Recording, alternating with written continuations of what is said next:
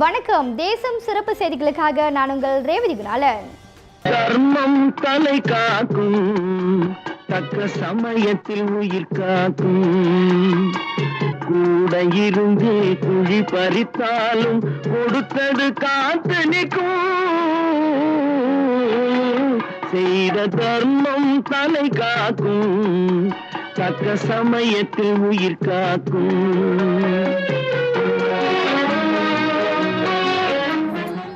பத்துமலை தைப்பூசத்தில் மலேசிய ஸ்ரீ அகஸ்தியர் சன்மார்க்க குருகுல இயக்கம் 1,00,000 பக்தர்களுக்கு அன்னதானம். ஜனவரி 31, பிப்ரவரி 1 ஆகிய 2 தினங்கள் நடைபெறும். பக்தர்கள் உணவு உண்டு மகிழ்ந்தனர். தானத்தில் சிறந்த தானம் அன்னதானம் என்பார்கள். அது உணர்வோடு மேற்கொள்ளப்பட வேண்டும் என்பதை வலியுறுத்தி 29ஆம் ஆண்டாக பத்துமலை தைப்பூசத்தில் மலேசிய ஸ்ரீ அகஸ்தியர் சன்மார்க்க குருகுல இயக்கம் 1,00,000 பக்தர்களுக்கு அன்னதானம் வழங்கி வருகிறது. அந்த வகையில் ஜனவரி 31 சனிக்கிழமை ஆயிரக்கணக்கான பக்தர்களுக்கு அன்னதானம் வழங்கப்பட்டதாக சேவை பிரிவு மற்றும் அன்னதான இடத்தின் திட்ட இயக்குநர் ரவி முனியாண்டி கூறினார். அருள் மற்றும் அன்பின் வெளிப்பாடு அன்னதானம், தர்மம் தலை காக்கும், தக்க சமயத்தில் உயிர் காக்கும் என்ற பாடல் வரிகளுக்கு ஏற்ப இன்று நாம் செய்கின்ற தர்மங்கள் அனைத்தும் நம்மை மட்டுமல்லாது நமது தலைமுறையையும் காக்கும். அள்ளி கொடுத்து வாழ்பவன் நெஞ்சம் ஆனந்த பூந்தோப்பு. அள்ளி கொடுத்து வாழ்பவன் நெஞ்சம் ஆனந்த பூந்தோப்பு. வாழ்வில் நல்லவர் என்றும் கெடுவதில்லை, இது 4 மறை தீர்ப்பு. என்றும் தர்மம் தலை காக்கும், தக்க சமயத்தில் உயிர் காக்கும். இந்த உயர்வான நோக்கத்தை முன்னிறுத்தி ஒவ்வொரு ஆண்டும் மலேசிய ஸ்ரீ அகஸ்தியர் சன்மார்க்க குருகுல இயக்கம் பத்துமலை தைப்பூசத்திற்கு வருகை புரியும் பக்தர்களின் பசியை போக்க அன்னதானம் வழங்கி வருகிறார்கள்.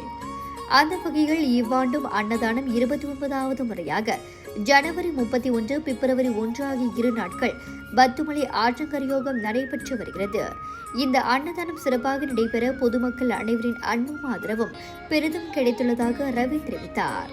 மக்கள் சேவையே மகேசன் சேவை, ஜீவகாருண்ய ஒழுக்கமே மோட்ச வீட்டின் திறவுகோள். இந்த மகத்தான சேவையை நாம் ஒன்றிணைந்து மேற்கொள்ள பொதுமக்கள் உதவி நல்கியுள்ளதாக தொண்டூழியர் பிரிவு தலைவி திலகவதி முத்தன் தெரிவித்தார். பக்தர்களுக்கு சைவ உணவு, நாசிலமா, மீகோரை உள்ளிட்ட பல்வேறு வகையான உணவுகள் வழங்கப்பட்டன. இந்த அன்னதான திட்டத்திற்கு உதவி நல்கிய அனைவருக்கும் மலேசிய ஸ்ரீ அகஸ்தியர் சன்மார்க்க குருகுல இயக்கம் நன்றி கூறியது. இத்துடன் இன்றைய செய்திகள் நிறைவடைகின்றன.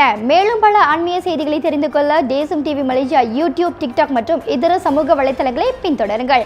உங்களிடமிருந்து விடைபெறுவது நான் உங்கள் ரேவதி குணாலன். மக்களோடு தேசம், தேசத்தோடு மக்கள். நன்றி, வணக்கம். ஒரு வீட்டுக்கு ஒரு பட்டதாரி எனும் நிலை போய் ஒரு வீட்டுக்கு பல மருத்துவர்களை உருவாக்கும் நடவடிக்கையில் இறங்கியுள்ளது எய்ம்ஸ் பல்கலைக்கழகம்.